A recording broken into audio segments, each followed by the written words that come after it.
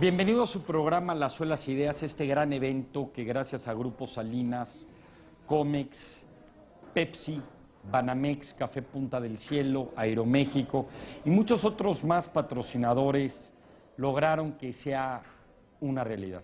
Eso fue del 8 al 10 de noviembre, pero déjenme platicarles en este Proyecto 40, les traemos lo mejor de estas conferencias. Ahorita van a tener el gusto de encontrar, entre otros, en este programa al presidente de la Universidad de Singularity, a Peter Diamandis, que también es el creador del Premio X, un premio que se le da al inventivo. A Peter Diamandis es una de las mentes más brillantes que hay en México. Singularity, de hecho, es una universidad que pueden checar en Google, que solo da cursos durante el verano y se habla del futuro y del pensamiento exponencial. A veces pensamos que el conocimiento es 2, 4, 8, 16, 32, pero realmente es exponencial. Es 2, 4, 16, 256, 400,000, etcétera. Tener un conocimiento exponencial y una inteligencia no exponencial nos ha metido en problemas. Por eso Peter Diamandis habla de la inventiva. Y Singularity University es socia de las Suelas Ideas en este importante premio de Gifted Citizen que ustedes pueden checar en el internet www.ciudadelasideas.com. Gocen a Peter Diamandis y también vamos a gozar a Paul Sack, una persona que te habla de la oxitocina del cerebro. La oxitocina del cerebro nos permitiría entender que hay veces que los seres humanos se desenamoran después de 4 años de relación y el amor empieza a apagarse. Pero a lo mejor si te pusieras un spray de oxitocina todo cambiaría. Uno de los grandes neurocientíficos, un gran guitarrista como Otmar Liebert, un gran pensador como Kevin Slavin. Quédense aquí en Proyecto 40 y gocemos de las mejores ideas del mundo, donde se encuentren en su casa o en su estudio, donde esté. Todo gracias a Proyecto 40, la ciudad de las ideas.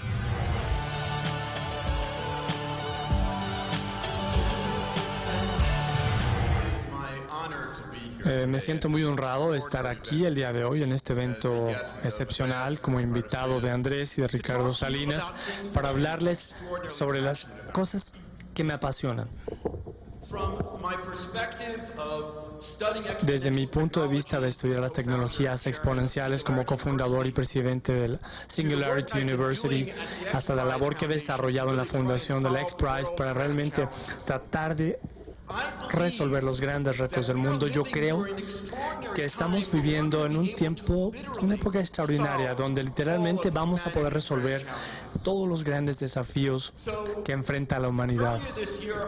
Este año escribí un libro titulado Abundance, The Future is Better Than You Think. El futuro es mejor de lo que usted piensa, que analiza el impacto de estas tecnologías que tienen un crecimiento exponencial y de cómo van a cambiar la vida de miles de millones de personas.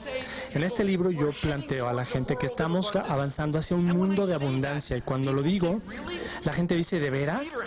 Peter, ¿no has oído hablar de la crisis económica en Europa? ¿No has oído hablar del terrorismo aquí y allá y de los asesinatos? Y digo, caramba, estamos viviendo en una época en la que los medios son los que distribuyen drogas y las noticias negativas son la droga que distribuyen. Porque en todos los equipos que tenemos, en nuestro smartphone, nuestro tablet, la televisión, el radio, los periódicos, estamos escuchando día y noche, 24 horas al día, la misma historia, una y otra vez. Con razón la gente siente pesimismo, con razón la gente tiene una visión pesimista, negativa del futuro. Pero déjenme mostrarles la verdad, déjenme mostrarles los datos, porque en los últimos 100 años hemos estado viviendo en una época extraordinaria. En los últimos 100 años la esperanza de vida humana se ha más que duplicado. El ingreso per cápita en todos los países, ajustado con base en la inflación, se ha multiplicado en más de 3 veces. El costo de la comida ha bajado muchas veces, el costo de energía, el transporte 100 veces menos caro, el costo del transporte más de 1000 veces. Steven Pinker de Harvard nos dice que estamos viviendo en la época de mayor paz en la historia de la humanidad. El hecho es que la tecnología es una fuerza que libera recursos. En los últimos 100 años ha sido la tecnología la que ha estado impulsando esta transformación de la humanidad. Y déjenme decirles una cosa, no se detiene. se está acelerando. En mi libro, Abundance, abro con la historia de este hombre. Del lado izquierdo tenemos a Napoleón III. El año es 1840 y Napoleón III estaba invitando al rey de San a cenar. Napoleón alimentaba a todas sus tropas con cubiertos de plata. Él usaba cubiertos de oro, pero al rey de Siam le dio utensilios cubiertos de aluminio. El aluminio del año 1840 era el metal más preciado en el planeta. No había un lugar en donde uno pudiera extraer aluminio puro de la tierra. Todo estaba ligado a oxígeno y a otros materiales para formar óxido. Aunque el aluminio representa 80% de la tierra en peso, era muy difícil extraer el aluminio y valía más que el oro y la plata.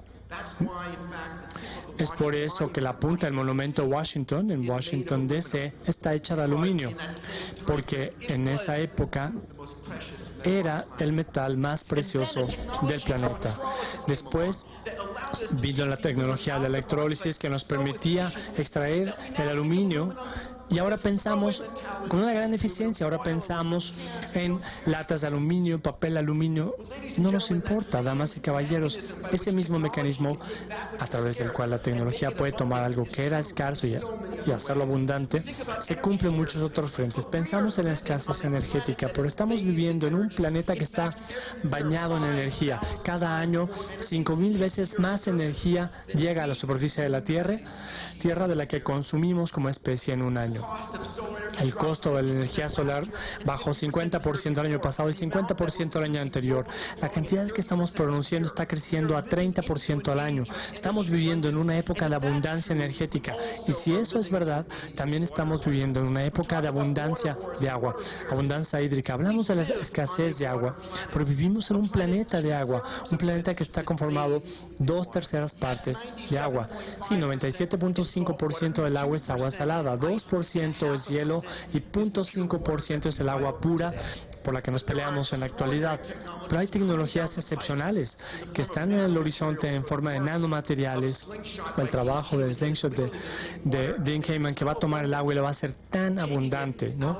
Tomarla del agua salada o de otras fuentes, igual que el aluminio dejó de ser un recurso precioso y escaso. Este hombre, un guerrero Masái, en el corazón de Kenia, con su teléfono celular, tiene mejor comunicación móvil que el presidente de Estados Unidos hace 25 años. Y esa persona tiene un teléfono inteligente, tiene acceso a Google, tiene más acceso a más información que el presidente de una nación hace 25 años. Vive en una abundancia de información y comunicación.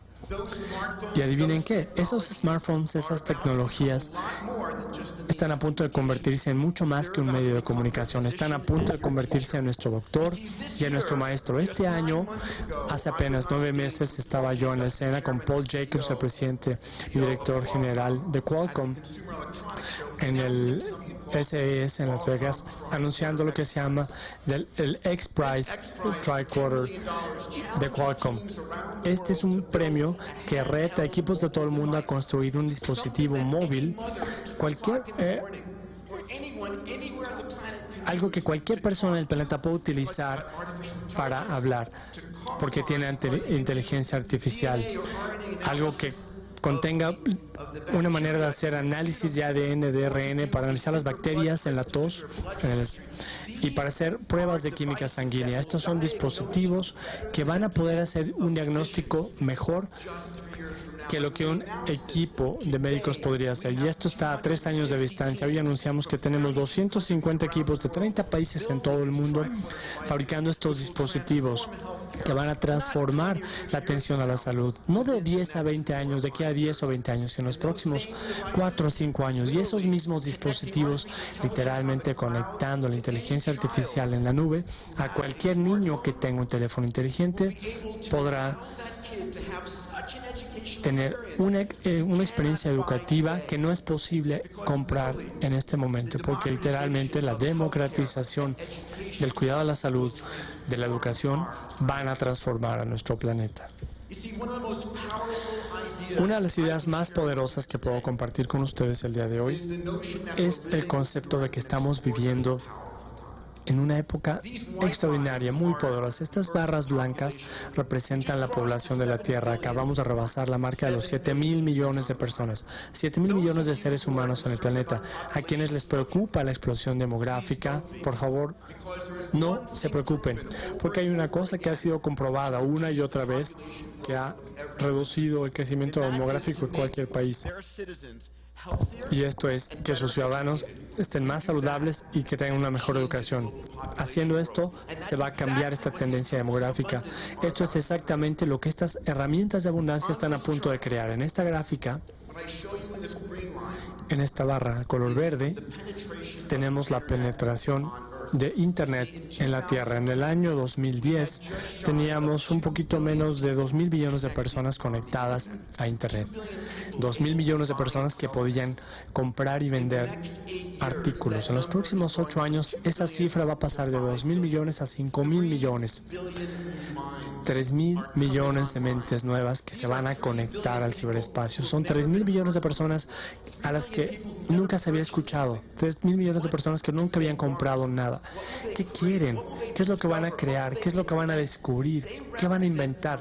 Ellos, para mí, representan la era más épica de innovación en la historia. Representa la inyección de decenas de billones de dólares a la economía mundial. Damas y caballeros, estamos viviendo en una época en la que pequeños equipos, pequeños grupos de emprendedores empoderados con tecnologías que crecen exponencialmente, el poder de cómputo, inteligencia artificial, robótica, biología sintética, medicina digital, manufactura digital, impresión tridimensional. Estas personas literalmente pueden hacer lo que únicamente gobiernos y grandes empresas podían hacer hace unos años. Son personas que, como decimos en Singularity University, van a poder tener un impacto de 10 a la 9 o más, la capacidad para afectar a 1.000 millones de personas de manera positiva. Estamos viviendo en un momento mágico de transformación, donde literalmente nuestros sueños se pueden hacer realidad. Les insto aquí el día de hoy a que cuando escuchen las noticias negativas, los medios negativos que nos están engatando momento tras momento, recuerden que hay una razón para eso. A medida que evolucionamos en las planicies de África hace centenares de miles de años, millones de años, si uno se perdía la buena noticia no pasaba nada. Si uno se perdía la mala noticia podía significar la vida. De modo que este cerebro primitivo, un elemento en el cerebro primitivo, la amígdala, una parte de nuestro cerebro, ha evolucionado literalmente para prestar 10 veces más atención a las noticias negativas que a las noticias positivas. Es por esta razón que la mayor parte de los medios, no todos, la mayor parte de los políticos, no todos, literalmente se dedican a decirnos primero las malas noticias para captar nuestra atención. Pero hoy estamos viviendo en una época en la que las buenas noticias están creciendo exponencialmente. El poder para transformar el mundo, para hacer realidad sus sueños, literalmente para crear una época, una era de abundancia, está al alcance de su mano. No hay ningún problema que no podamos resolver. No hay ningún problema que ustedes no puedan acometer de alguna manera. Por lo tanto, les insto, en vez de preocuparse, en vez de quejarse, aprovechen el poder de la tecnología, estas conexiones que ahora tenemos, y resolvamos juntos estos grandes retos. Vayamos y transformemos a este planeta y hagamos nuestros sueños realidad.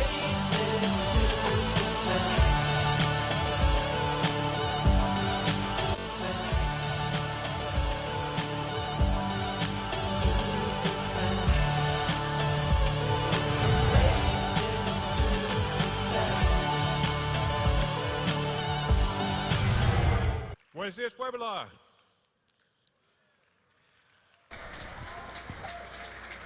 Buenos días, Puebla. Quería contarles una anécdota acerca de una mujer que entrevisté en la cárcel San Diego. Llamémosle Lisa. Llevaba su uniforme color naranja, llevaba cadenas en las esposas, en las manos, en los pies. Estábamos sentados, mis rodillas casi tocando las suyas. Lisa es una mujer de 40 y tantos años. Había confesado haber vendido metanfetaminas. Indigente, mantenía a sí misma vendiendo metanfetaminas. Era la 12ª o tercera vez que estaba en la cárcel y le pregunté cómo es que había llegado ahí, cómo podía cambiar. Empecé a entrevistarla. ¿Y cuándo empezó usted a consumir marihuana? A los 13 años. ¿Cuándo empezó a fumar metanfetaminas? A los 13 años. Dije, ¿qué pasó en su familia a los 13 años? Y me dijo, mi mamá consumía metanfetaminas y necesitaba una compañera de parranda y pues, entonces ella fue la que me introdujo a las metanfetaminas. Y después Lisa empezó a llorar y me dijo, y ahora cuando mi mamá me llama a la cárcel y me dice, te quiero, no le puedo decir que yo la quiero, no se lo puedo repetir. Entonces, rompiendo todo el protocolo médico, le dije, no creo que tengas que decirle que la quieres, tu mamá te hizo una cosa horrible. Lisa había sido violada por las metanfetaminas, se había prostituido por las metanfetaminas, se había casado un hombre que también era drogadicto, que la golpeaba. Una vez le fracturó el cráneo, casi la mata. Tenía 2 hijos adolescentes que vivían con parientes muy lejos a los que nunca veía. Esta anécdota ejemplifica, ilustra 2 puntos, 2 mensajes importantes. Uno, ¿cómo es posible que una madre haga algo tan terrible a su hijo, a su hija, a los hijos a los que amamos, a los que adoramos tanto? ¿Cómo es que puede llegar a fallar ese sistema? Pero en términos más generales, ¿por qué es que somos amables con la gente? Yo veo un grupo de gente maravillosa, amable, la están pasando muy bien. Hay un par de personas hacia atrás que no se ven como muy buenas gentes, pero todos los demás parecen ser buenas gentes, se le están pasando muy bien, están sentados junto a extraños. ¿Cómo es que hacemos que pase algo así? He dedicado 10 años en mi laboratorio en el campo a hacer experimentos para entender por qué tenemos moral. ¿Por qué somos buenos con la gente? Entonces, identifiqué una molécula que es la oxitocina. Anteriormente se asociaba únicamente con la lactancia, como parte de nuestro sistema reproductor. Resulta que encontramos que el cerebro libera oxitocina en el cerebro, y cuando liberamos oxitocina en el cerebro, somos más dignos de confianza, más honestos, más justos, sentimos más compasión, somos más generosos, mayor sentido de caridad, manifestamos, expresamos estos comportamientos morales. Ustedes dirán, ¿pero cómo puede ser? ¿Cómo podemos tener este comportamiento moral en el laboratorio? Entonces vamos a hacer un pequeño experimento aquí mismo. Imagínense ustedes que tengo un montón de dinero que lo puedo compartir con ustedes. Vamos a dividir el teatro a la mitad. Ustedes en la derecha, les he dado 100 pesos y su experimento es el siguiente. No deje que el otro lado escuche, ¿ok? Lo que tienen que hacer es decidir cuánto ofrecer de sus 100 pesos a otra persona al otro lado del teatro. Lo pueden hacer, lo tienen que hacer por sí solos, no pueden verlos, no pueden hablar con ellos. Pero si les gusta su oferta, yo les voy a pagar a los dos, ¿ok? Si no les gusta su oferta, todo el dinero desaparece, ¿ok? Esa es la condición. Piensen en eso en un momento. ¿Cuánto dinero compartirían ustedes con un extraño? ¿Cuántos de esos 100 pesos estarían dispuestos a compartir con un extraño? ¿Qué harían? A ver quién me dice. 50%. Es la oferta más común, 50%. Resulta que en casi todos los países siempre se aceptan las ofertas de 50%. 100% tenemos una persona súper generosa. Eso fue lo que hicimos a continuación. Preguntamos, ¿bajo qué circunstancias daría usted más de lo mínimo necesario para que se aceptara su oferta? Resulta que después de tomar oxitocina en la nariz, nos llega al cerebro, las ofertas son como 20% más generosas.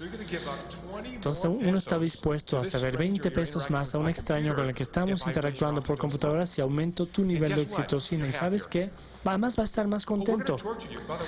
Te vamos a torturar, tomamos mucha sangre en estos experimentos, hacemos de todo, obviamente se les paga a las personas. Sin embargo, si yo aumento tus niveles de oxitocina, vas a ser mucho más generoso. Y de hecho no tiene que ser con oxitocina sintética. Si te pongo a ver una película triste que haga que tu cerebro libere oxitocina, va a ser lo mismo, va a ser mucho más generoso. Lo mismo pasa con la compasión, con la confianza, con la caridad. Hemos hecho estos experimentos una y otra vez. Ok, entonces tenemos una biología subyacente de la moral. Pero ¿cuándo falla este sistema? Aquí es en donde es la parte interesante. ¿Saben cuándo falla el sistema? Cuando hay problemas genéticos. La persona que se diagnostica como psicópatas no tienen esta respuesta a la oxitocina. Están en modo de supervivencia, no se conectan emocionalmente con otras personas. Casos de abuso sexual, largo plazo, abandono, descuido. Este sistema del cerebro que nos conecta con otras personas, el que procesa la oxitocina, es lo que hace la oxitocina, nos conecta con los demás. Este sistema se apaga, se desactiva. Y igual que con el uso excesivo de drogas como cocaína, metanfetaminas. Si ustedes consumen metanfetaminas una y otra vez, consumen este sistema, destruyen este sistema en el cerebro que nos hace sentirnos bien, para hacer el bien.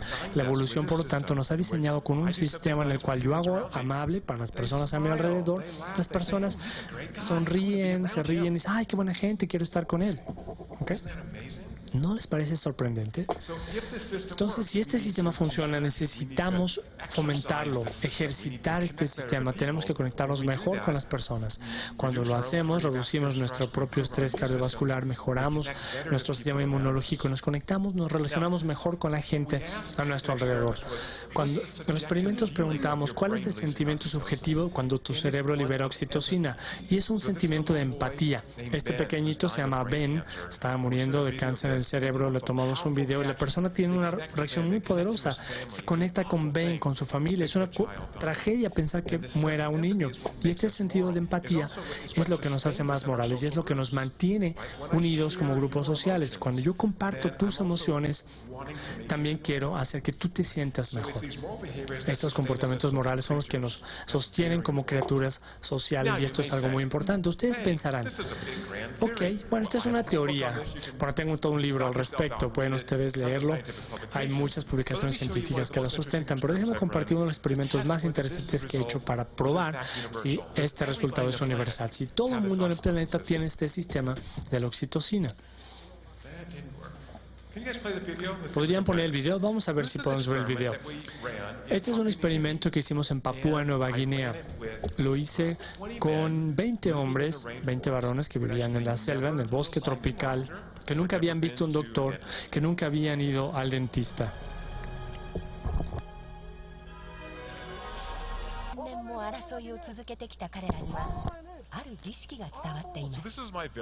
Este es un aldeano en Papúa Nueva Guinea.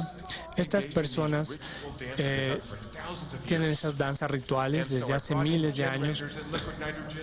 Traje generadores, nitrógeno líquido, centrífugas, toda una cantidad de equipo, y tomé sangre antes y después del ritual para preguntar si este ritual inducía la liberación de oxitocina, y en caso afirmativo, cuál era el resultado en términos del comportamiento.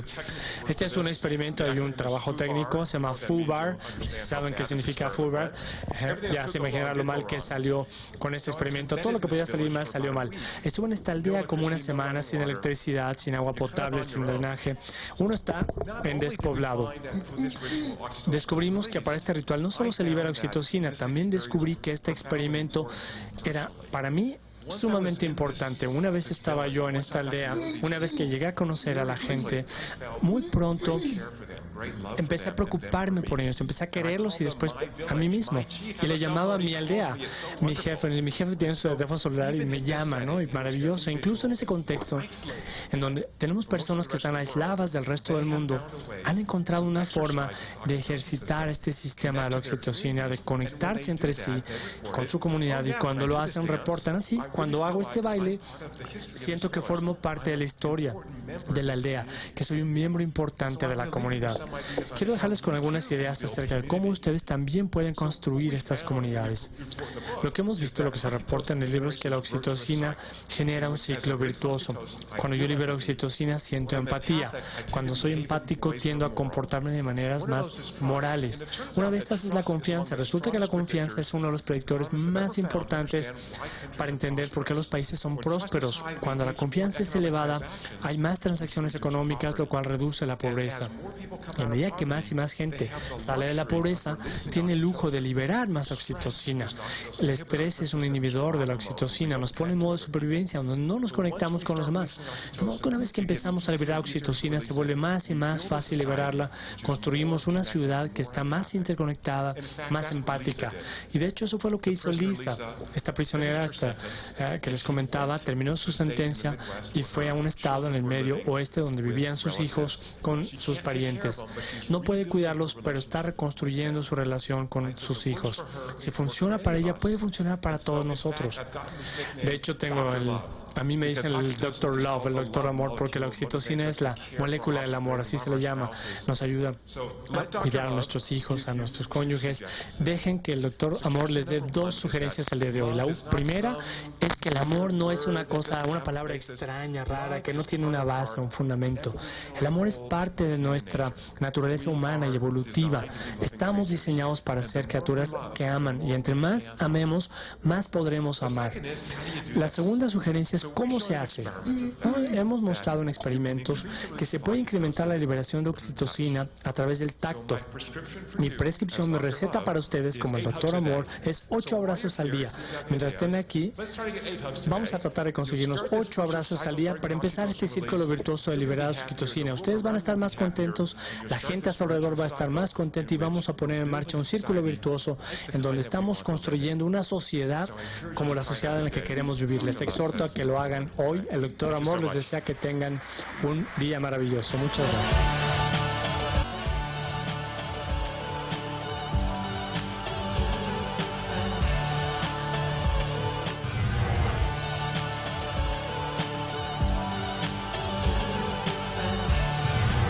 Por favor, bien.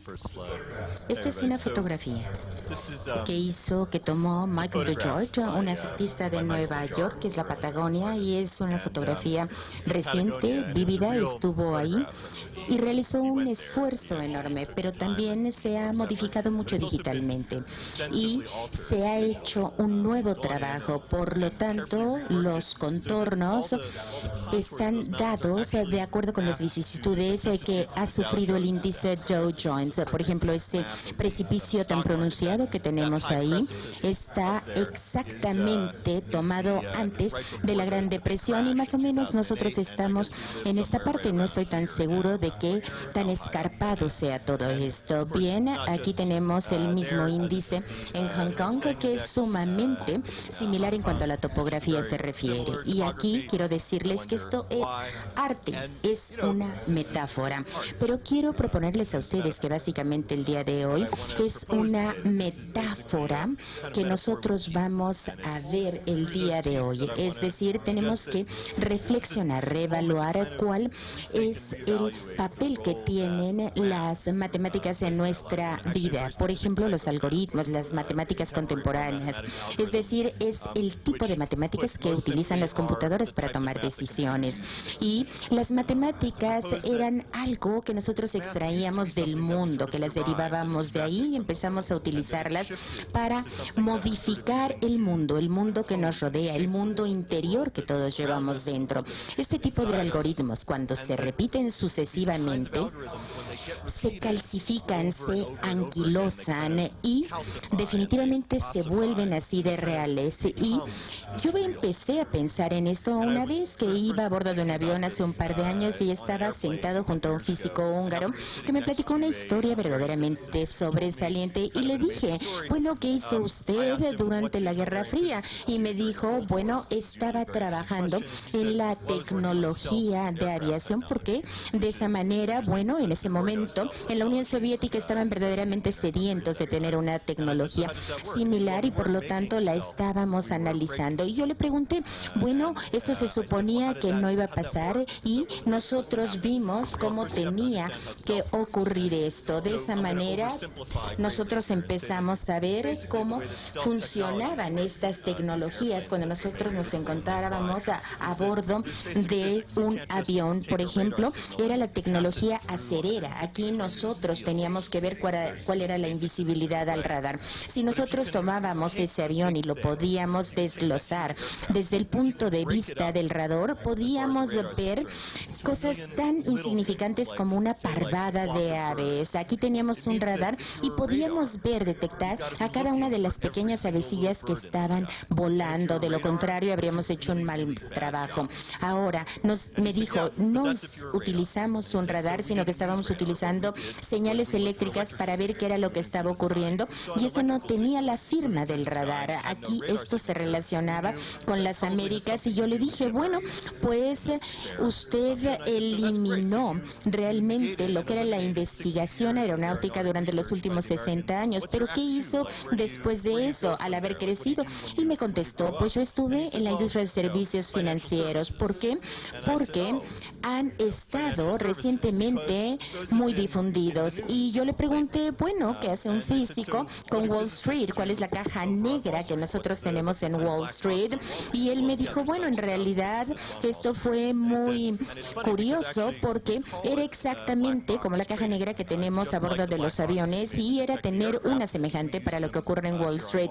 Es decir, que es un gran negociador institucional, me dijo, y al mismo tiempo esto es muy semejante a lo que nosotros tenemos cuando hacemos también algoritmos aeronáuticos. Es decir, cuando nosotros vamos a negociar 1 millón de acciones, vamos a decir, de Procter & Gamble en el mercado, en la bolsa, es como un avión, es decir, no podemos permitir que los demás vean esto, por lo tanto esto debe ser invisible, debemos utilizar muchísimos algoritmos y dividir esto en millones de pequeñas acciones para que haya un camuflaje financiero. Y después empezamos a ver la belleza de todo esto, es decir, que las mismas matemáticas que nos permiten desglosar todo esto en pequeños fragmentos son las mismas que nosotros utilizamos para detectarlos. Así que si necesitamos una imagen de lo que es la bolsa de valores, por ejemplo, el 70% del mercado de valores de todas las acciones negociadas se negocian de manera algorítmica a través de este tipo de matemáticas. Bien, lo que puede salir mal, por supuesto, en una situación de este tipo, es que podemos tener una recesión terrible. Por ejemplo, en el año de 2010 esta se dio, y es el resultado inevitable de este tipo de comportamiento.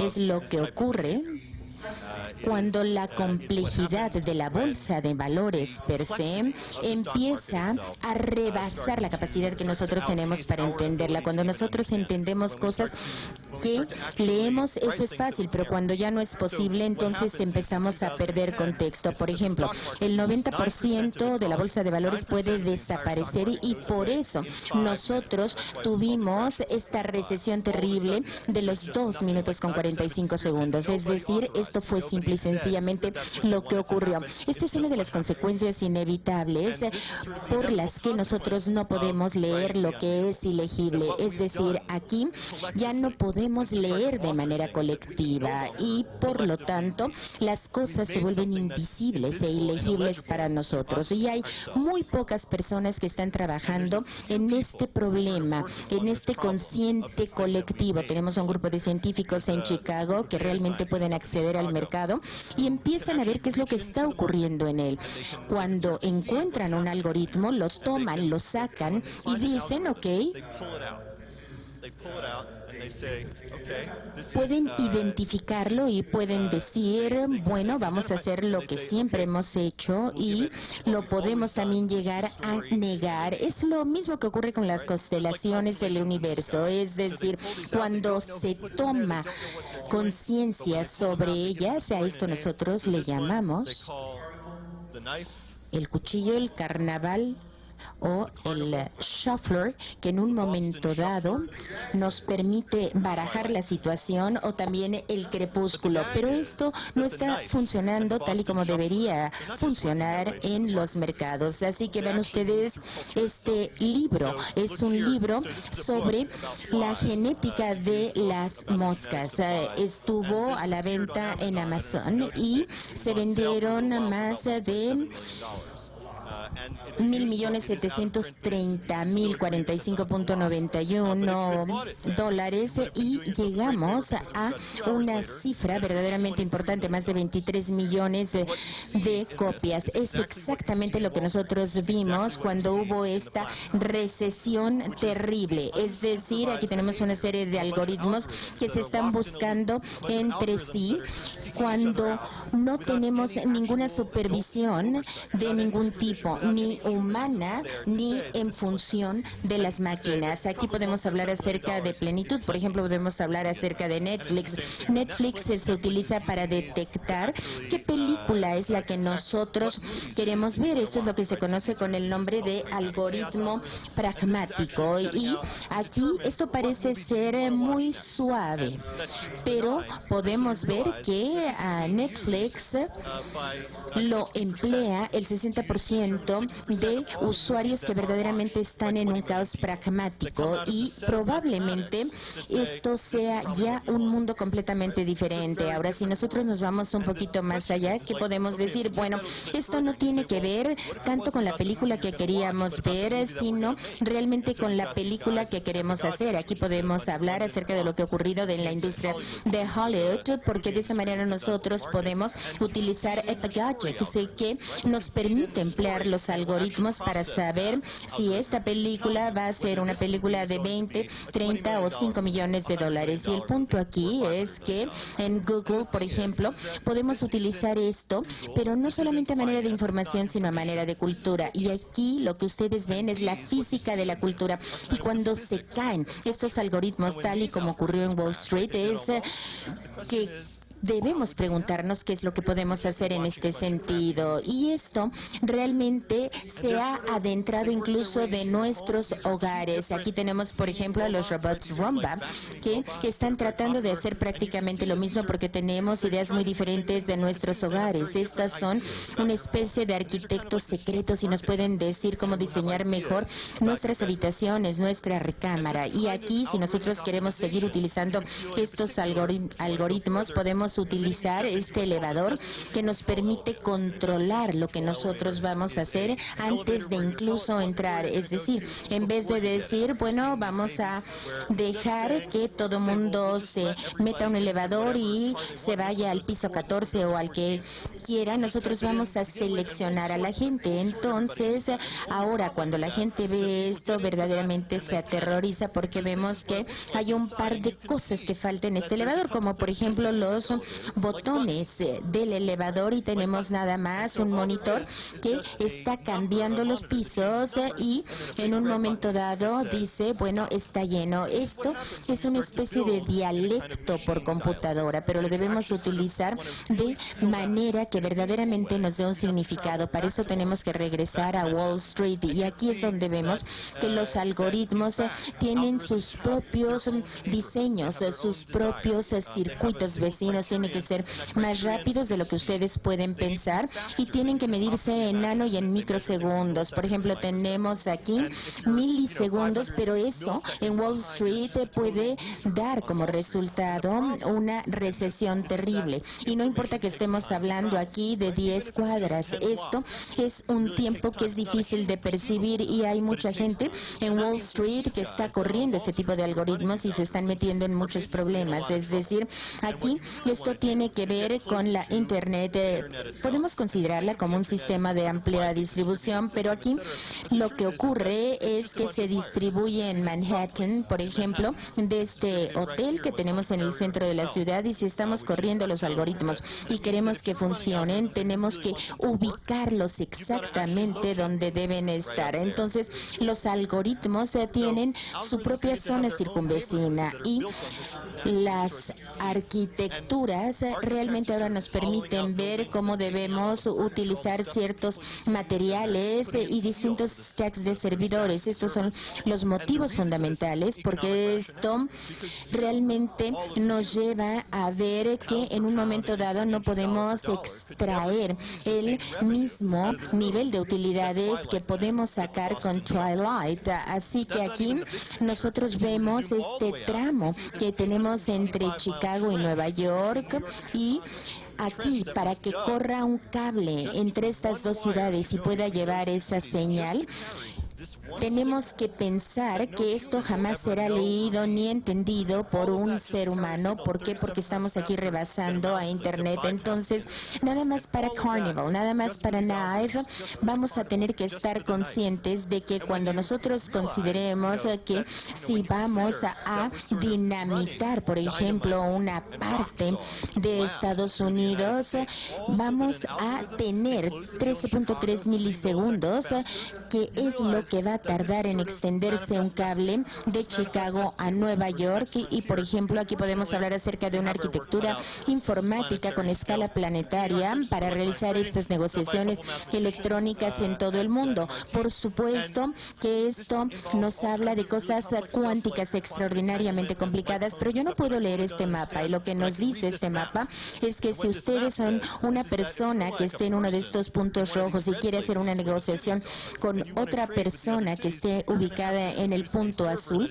lo tendrán que hacer de la manera más rápida posible. Y si hacemos esta negociación inmediata, pues entonces a lo mejor nos vemos varados en el centro del océano. Por lo tanto, tenemos que tener plataformas, etcétera, para saber cómo vamos a sacar dinero, incluso pensando en estos algoritmos. Pero aquí el dinero no es la parte fundamental. Es decir, aquí tenemos que pensar en cómo vamos a cambiar el planeta, nuestro planeta, con esta eficiencia algorítmica. Y si ven ustedes aquí, cuando vemos estas montañas que se encuentran cerca de los Himalayas, tenemos que ver cuál fue la profecía que nosotros vimos desde la época tectónica. La Tierra siempre ha sido conformada por la naturaleza y por el hombre, y ahora tenemos fuerzas que evolucionan en paralelo, y de esa forma vemos que esto es lo que ha conformado nuestro planeta y nuestras vidas.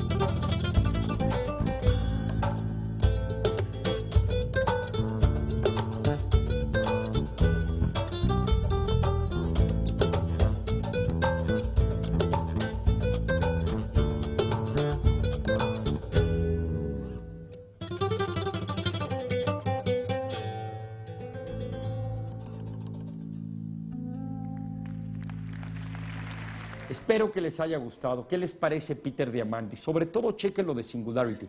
Peter Diamandis tiene un libro muy recomendable que se llama Abundancia, del cual se habló, donde su hipótesis principal es antimalthusiana.